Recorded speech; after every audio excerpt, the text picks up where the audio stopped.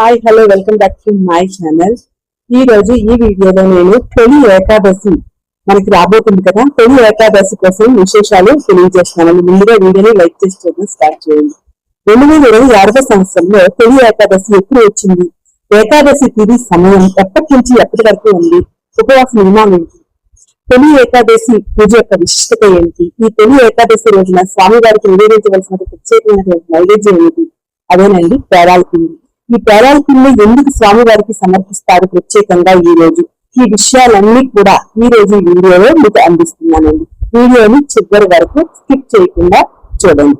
అయితే ఈ సంవత్సరం మనకి 2026 సంవత్సరంలో జూలై 25వ తారీఖున మనకి ఏకాదశి, తొలి ఏకాదశి రాబోతుందండి. అది ప్రత్యేకంగా ఈ వారం శనివారంతో రాబోతుంది.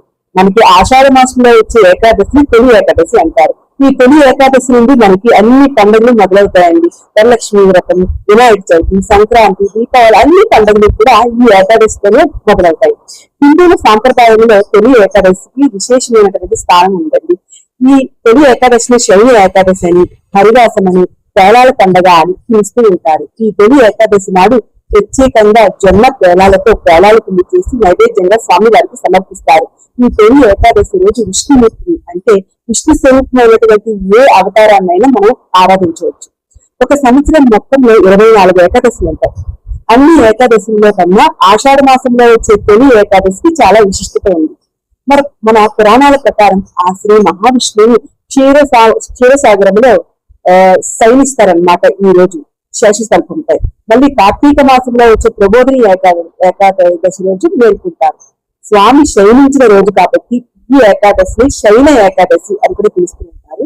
ఈ రోజు నుంచి 4 నెలల పాటు చాతుర్మాస దీక్షలు మహర్షులు, ఋషులు ప్రతి ఒక్కరు చాలా మంది చాలా నిష్ఠగా ఆచరిస్తారు. ఈ 4 నెలల పాటు స్వామి వారి పాతాళ లోకంలో బలిచక్రవర్తి వ్రతం మళ్ళీ కార్తీక మాసంలో ఏకాదశి రోజు వస్తారు. ఈ ఏకాదశి ఈ సంవత్సరం 2026వ తేదీన తిథి సమయం ఏమిటో చూద్దాం. మనం ఏ రోజున తొలి ఏకాదశి పండుగను జరుపుకోవాలనే విషయాన్ని కూడా ఇప్పుడు తెలుసుకున్నాం. తొలి ఏకాదశి పండుగ స్వస్తి శ్రీ చాంద్రమాన శ్రీ పరాభవనామ సంవత్సరం 24వ తేదీన ఏకాదశి తిథి శుక్రవారం ఉదయం 10:05 ప్రారంభమై జూలై 25వ తారీఖున శనివారం 11:52 వరకు ముగుస్తుందండి. ఏ రోజైతే సూర్యోదయ సమయానికి ఏకాదశి తిథి ఉందో ఆ రోజుకి మనం పరిగణలోకి తీసుకొని తొలి ఏకాదశి పండుగను జరుపుకోవాలి. అలా చూసుకుంటే 2026వ సంవత్సరంలో జూలై 25వ తారీఖున శనివారం నాడు మనం తొలి ఏకాదశిని జరుపుకోవాలి. ఈ సంవత్సరం ప్రత్యేకంగా శనివారం పడింది కాబట్టి తొలి ఏకాదశి శనివారంతో కూడి వచ్చింది కాబట్టి చాలా విశేషం ఈ రోజు. ఎవరైతే ఈ తొలి ఏకాదశి పండుగ రోజున స్వామివారిని పూజించి ఉపవాసం ఉండి స్వామివారికి పూజలు చేస్తూ ఉంటారు, వారికి తప్పకుండా స్వామివారి అనుగ్రహం కలుగుతుంది. అలాగే ఉపవాసం ఉన్న తర్వాత ద్వాదశ అంటే ఉపవాస విరమణ సమయం ఎప్పుడు అంటే అది ద్వాదశి రోజు. అది జూలై 26వ తేదీన ఆదివారం ఉదయం 55 నుండి ఉదయం 8:35 వరకు లోపు ఉపవాస విరమణ చేయొచ్చు. ఉపవాస విరమణ అంటే మీరు ఎప్పుడైనా చాలా మంది ఏకాదశి వ్రతం చేస్తారు. మీ అందరికీ తెలిసే ఏకాదశి వ్రతం ఎలా చేయాలో. ఏకాదశి వ్రతం అంటే మనకి ప్రతి నెల 2 ఏకాదశి వస్తాయి కదా, అమావాస్యకి ముందు అంటే శుక్లపక్షంలో ఒకటి, కృష్ణపక్షంలో ఒకటి. ఈ 2 ఏకాదశికి ఉపవాస దీక్షలు ప్రారంభిస్తారు. అలా ప్రారంభించాలి అనుకునే వాళ్ళు తొలి ఏకాదశి నుంచే ప్రారంభించాలి. అయితే ఏకాదశి వ్రతం చేసేవారు నియమాలు ఏంటంటే 3 రోజులు పాటించాలి. దశమి, ఏకాదశి, ద్వాదశి.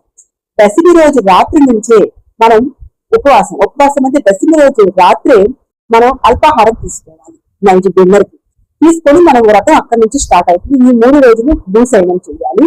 అలాగే ఏకాదశి రోజు ఏమీ తినకూడదు, ఉపవాసం ఉండాలి. అంటే పాలు, పళ్ళు తీసుకోవచ్చు.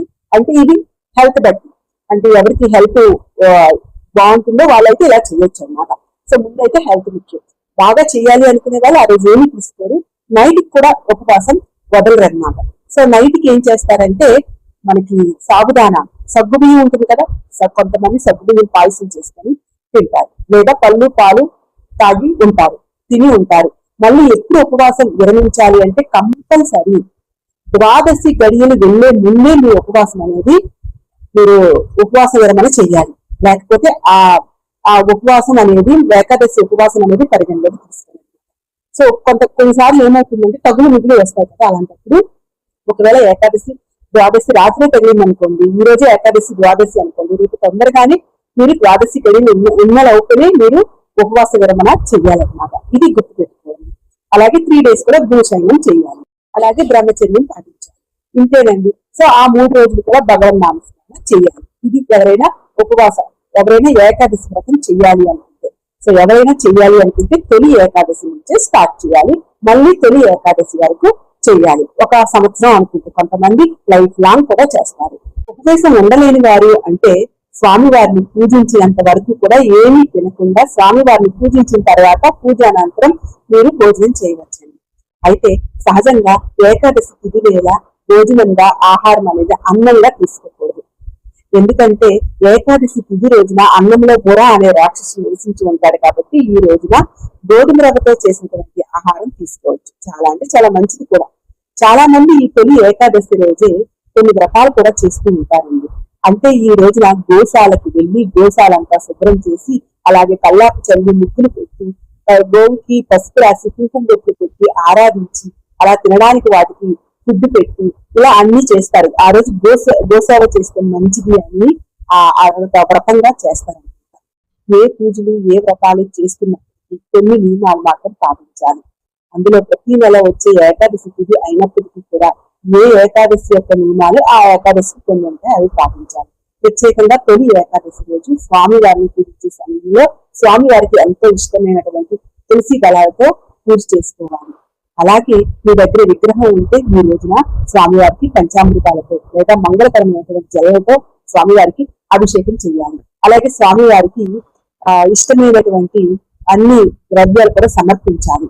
అలాగే స్వామివారికి ఇష్టమైనటువంటి ధూపం దీపం అన్ని కూడా వేయాలి. ఎందుకంటే అలంకార పిండి కదా విష్ణుమూర్తి, స్వామివారికి ఇలా పూజ చేసుకోవాలి. అలాగే ఈ రోజుకి స్వామివారికి ఇష్టమైనటువంటి పిండి దీపాలు కూడా వెలిగించుకొని స్వామివారికి ఈ రోజు పూజ చేస్తారు. చూసారు కదా, తొలి ఏకాదశి కోసం నాకు తెలిసిన విషయాలు అయితే మీతో షేర్ చేసుకున్నా. వీడియో నచ్చితే ప్లీజ్ వీడియో లైక్ చేయండి, షేర్ చేయండి. ఓం నమో వెంకటేశాయ. నా ఛానల్లో ఇంకా మంచి వీడియోస్ ఉన్నాయి, చూడండి. నచ్చితే నా ఛానల్ సబ్స్క్రైబ్